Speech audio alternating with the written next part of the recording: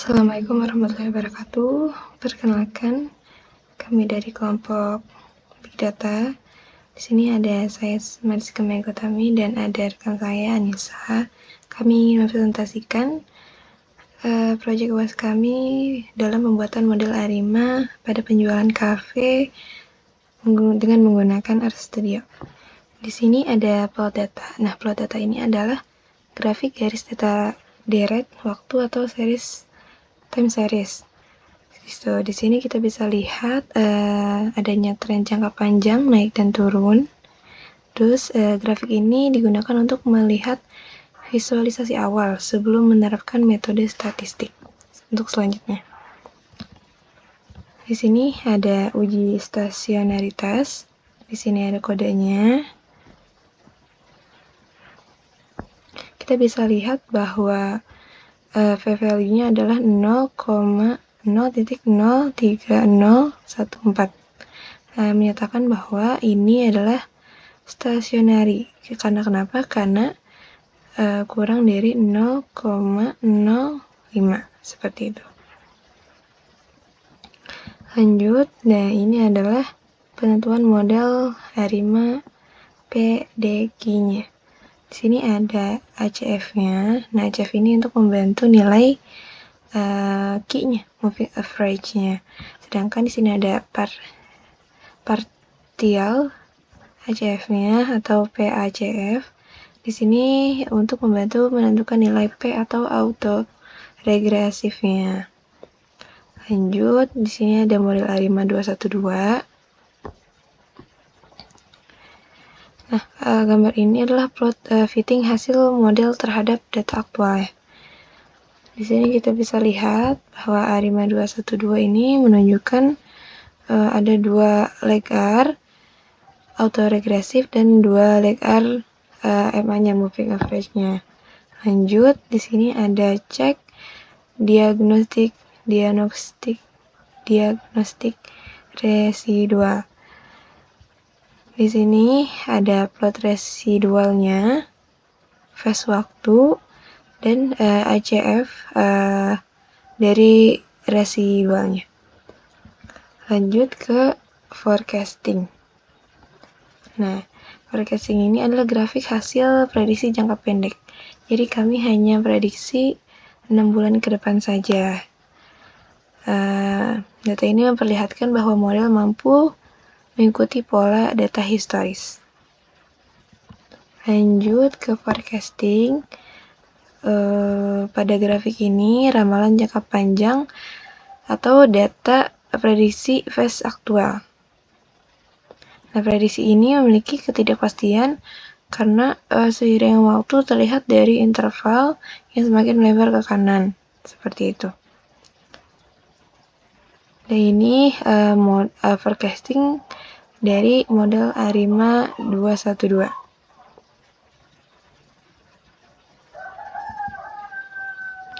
Lanjut, di sini untuk menghitung error.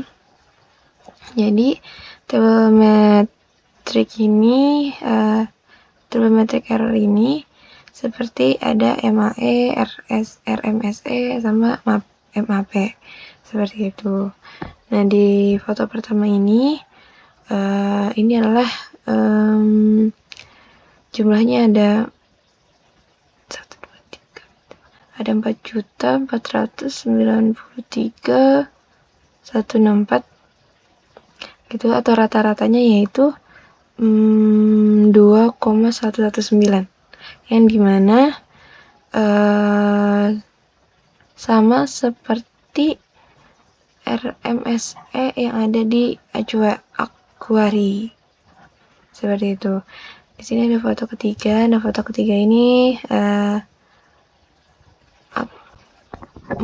hasil dari MSE-nya, yaitu rata-ratanya adalah 1,724 seperti itu. Nah, ini akurasinya relatif jika rata-rata penjualan bulannya 8.000 sampai 10.000, maka bisa dikatakan cukup akurat. Lanjut, ini adalah model hold. Model HOT ini adalah grafik model linear trend atau dengan garis trend kayak gitu. Nah, di HOT ini kita bisa menangkap bahwa tren linear dalam data digunakan sebagai pembanding terhadap ARIMA. Jadi juga ada di HOT ini ada ME, ada RMSE, ada MAE, MAP. Di sini perbandingannya. Kita bisa lihat perbandingannya antara forecast dari ARIMA 212 dengan forecast menggunakan HOT methods.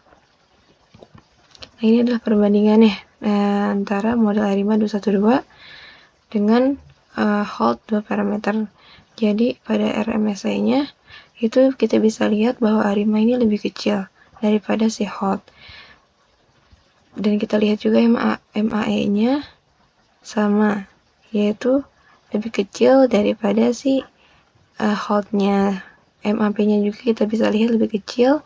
ACF kita juga bisa lihat lebih kecil daripada si HOT-nya.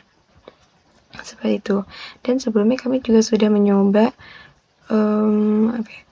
error dari si ARIMA tapi model 111, tapi kita memilih ini karena errornya itu lebih kecil dibandingkan ARIMA 111. ARIMA 21 ini errornya lebih kecil daripada ARIMA 111, makanya kami memilih ARIMA 212 ini. Lanjut ke penjelasan Excel secara manualnya. Ada sekitar 10.000 sampai 10.000. Jadi sebetulnya itu ada 9.000 sekian data mengenai store ini. Lalu kami mencoba mengolahnya untuk melihat berapa banyak SS-nya, MS-nya, diferensialnya dan lain-lain kayak gitu. Nah, di sini saya sudah membuat datanya. Jadi dari data yang 10.000 itu kami ambil sampel adalah 20 data kayak gitu. Terus diperkecil lagi untuk mengambil data yang order date, kategori khusus furniture, terus salesnya sebagai Y, quantity sebagai X1 atau yang mempengaruhi si sales, terus juga ada diskon sebagai X2 dan juga profit sebagai X3. Di sini karena sudah saya filterisasi, jadi saya ambil 20 data itu di tahun 2014. Kemudian setelah sudah berhasil melakukan pembenahan antara X1, X2 dan X3 sama Y, kemudian saya melihat nih peluang yang ada di sana. Jadi X1 dikali Y, terus X2 dikali Y, X3 dikali Y, X1 pangkat 2, X2 pangkat 2, X3 pangkat 2, dan X1 kali X2, X1 kali X3, serta X2 kali X3. Nah, setelah dapat hasil tersebut, Pak, bisa dibuat matriksnya. Jadi ada A, B1, B2, dan B3. A-nya 20 itu karena N-nya kayak gitu. Terus B1, B2, dan B3 itu menyesuaikan dengan nilai yang sudah diambil. Jadi B1 itu adalah sigma dari X1. Terus juga B2 adalah sigma dari X2 dan juga B3 adalah sigma dari X3. Nah, begitu pun seterusnya. Lalu setelah selesai bisa dilihat lagi di matriks B, yang mana matriks B ini diambil dari sigma yang sudah dihitung kayak gitu. Matriks B yang pertama itu adalah sigma dari Y, matriks B yang kedua itu yang sekitar 2000 dan lain-lain itu adalah sigma dari X1Y, terus matriks yang ketiga adalah sigma dari X2Y, dan terakhir sigma dari X3Y. Oh ya, ada itu matriks 1, matriks 2, dan matriks 3 itu diambil menyesuaikan saja. Nah, setelah itu bisa dilihat dari determinan dari si matriks tersebut. Jadi ada determinan A, determinan A1, determinan A2, determinan A3, determinan A4. Setelah kita mendapatkan determinan, maka kita bisa melihat model regresinya. Jadi dengan rumus Y sama dengan A plus B1 dikali X1 dibagi B2 dikali 2 ditambah B3 dikali 3 dengan prediksi Y. Kenapa sampai B3 atau kenapa dikali 3? Karena yang mempengaruhi di sini adalah tiga value yang mempengaruhi, yaitu quantity, diskon, dan juga profit yang mempengaruhi sales dari kategori furniture di tahun 2014 tersebut. Nah, jadinya ditemukan prediksi X-nya adalah 37.151,2008.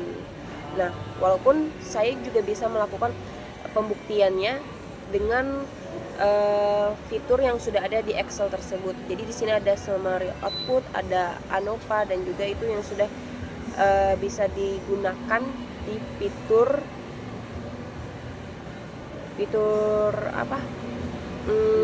yang ada di Excel tersebut, kayak gitu, fitur agregasinya.